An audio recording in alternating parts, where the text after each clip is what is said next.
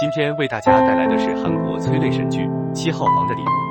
该片于2013年1月23日在韩国上映，并拿下了当年韩国电影票房排名第1。本片讲述了一个智力低下的父亲，为了给女儿买一个心爱的书包而误卷进儿童诱拐杀人案的故事。而在冰冷无情的监狱里，却让我们感受到不一样的世间温情。遗憾的是，李龙九最后为了女儿的安全承认了罪行，善良的人被无情的法网笼罩，在黑暗魔爪的主控下，最终被迫接受惨淡的命运。影片开始，男人解开女孩的腰带，跪在地上，嘴对着嘴。一个女人看到这一幕，吓得瘫软在地，站起身后慌张逃走。她没有注意到，男人是在救地下的女孩。当天，男主龙九就被抓进了警局。媒体在外疯狂地拍摄报道，然而记者并不知道，龙九是个智商只有6岁的智障患者。他心地善良，并且十分疼爱自己的女儿。警方带他去现场取证，因为死掉的女孩是局长的孩子，迫于上面的压力，他们要快速结案。他们让龙九解开假人的裤子，现场的群众都开始大声斥喝，但却没有一个人注意到，龙九的嘴里喃喃地念叨着血液循环。警方低声地对他说，只要解开自己的腰带，他就可以马上回家见女儿了。见女心切的龙九照做了，结果被正式逮捕，初审被判了死刑。不久后，龙九被送到监狱，他想用这里的电话打给女儿。科长得知他罪名后，将他一顿毒打。很快，龙九被送进了7号牢房，一间狭小的牢房，加上龙九足足有6人，他们都犯下过各种罪孽，但却没有十恶不赦的大罪。带头大哥是混社会的，几人都发现了龙九的脑袋有问题。大哥派人抢过他的判决书，当得知他的罪行后，大哥猛然站起，又将他一顿暴揍。龙九根本不知道自己犯了什么错，室友们也开始打他，蒙上被子猛踹他。但当几人看到他初审是死刑后，也不再欺负他了。可同时，龙九也被犯人们孤立了。白天，他拿着树枝在地上写着女儿的名字。抬头时，他注意到一个人正在磨着牙刷，那人拿着磨尖的牙刷，看着大哥，眼里闪着凶光。突然，几个人快速地向大哥跑去，龙九冲上去挡下了这次暗算。等大哥反应过来，龙九已经倒在地上，他上去几下把那几人打倒。回到牢房，龙九腰上缠着的纱布还在渗血，大哥为了报答龙九，答应满足他一个愿望。大哥在监狱里是出了名的恩必报，怨必偿，而且言出必行。原来大哥在监狱有后台，他能通过放风时把球扔到墙外，再让外面准备好的人扔回来，扔回来的球里有监狱弄不到的违禁品。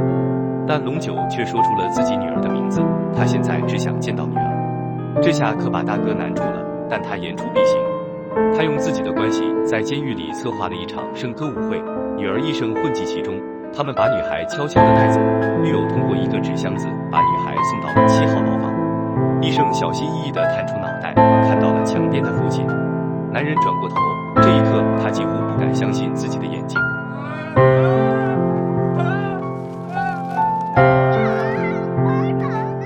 他不知道女儿找了他很久，但却找不到爸爸。大哥在一旁提醒他声音太大了，一旦引来狱警，所有人都会受牵连。旁边的狱友怕加刑，跑到小窗前开始大声地呼喊狱警。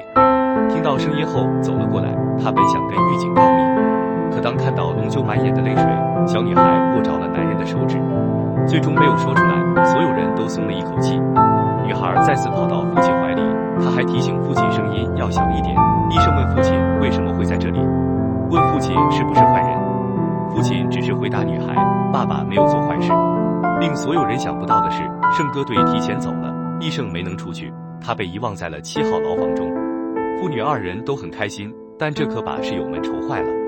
他们一方面得想办法不让狱警发现，还得想着怎样把女孩送走。晚上狱警查房，就把女孩藏在门下面，受到视觉限制的狱警发现不了。虽然每天都心惊胆战，但医生的到来为这个牢房增添了一丝温暖。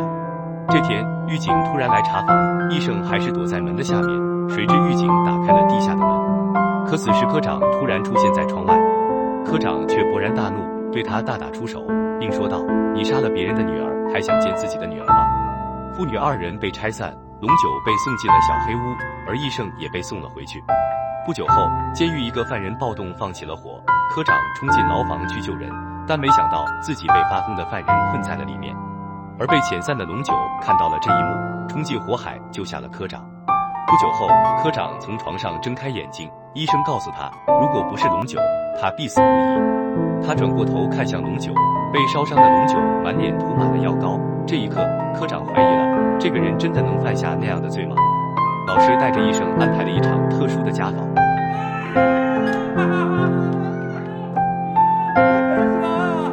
龙九被带出来，高兴得说不出话。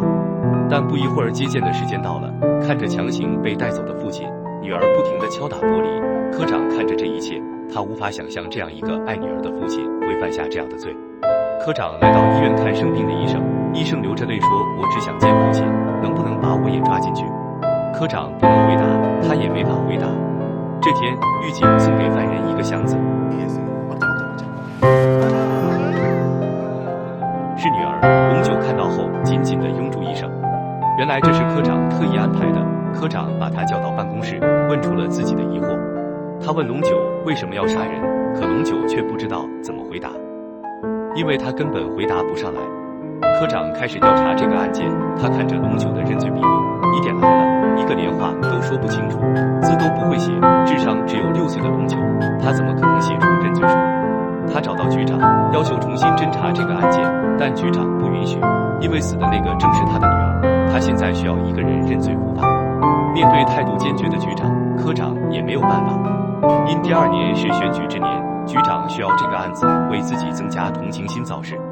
而监狱里面，这里的狱友也复原了案发现场。原来当时那孩子被冰面滑倒，因为背包的关系，所以后脑着地。而龙九所做的解裤腰带以及嘴对嘴，这些都是他知道的紧急救治方法。他只是单纯的想救活那个倒地不起的孩子。2次开庭的时间马上到了，室友们为了让他无罪，每天都让他背诵一些陈述。他们模拟了法庭现场，通过多次的演练，龙九的陈述终于完美过关。这一天终于到了2审的日子，谁也不知道，临开庭前，局长见了龙九，他在房间里把龙九痛揍了一顿，并告诉他要认罪，否则就让医生也和自己的女儿一样。龙九在法庭上眼神开始呆滞，当律师问到他是否犯罪杀人后，他竟然回答了是。现场沸腾了，一边的医生也不知所措，而那局长冰冷地看着这一切。科长站起来大声地叫龙九清醒一点，却被法庭人员控制，结果维持初审，判决死刑。医生在一旁哭得几乎崩溃。回到监狱，狱友们想帮龙九越狱，他们费尽千辛万苦做了一个热气球，把父女俩放在里面，随着热气球缓缓升起，2人越飘越远，他们跟站岗的人挥手告别。很不幸的是，绳子挂在了铁丝网上，越狱计划以失败告终。不久后，龙九的死刑执行下来了，他和女儿进行了最后的告别。父女2人最后做了一个鬼脸，医生并不知道这一去将是永远。转到走廊的拐角，龙九突然倒地。他不是害怕死亡，他是怕死了后再也见不到女儿。他被狱友打，被警察打都没有落泪，这是他唯一一次落泪，也是最后一次。后来医生被科长收养。长大后，他成了一名律师。他召集了当年监狱里的叔叔们，为自己的父亲洗清了当初屈辱的罪名。在监狱的外面，医生恍惚间好像看到了当初那对乘坐热气球的父女。龙九用力挥着手向女儿告别，他就像是个天使，随着风慢慢远去。正义或许会迟到，但父爱却一直都在。好了，故事到这里就结束了。这里是哪吒剪影，感谢您的关注，我们下期再见。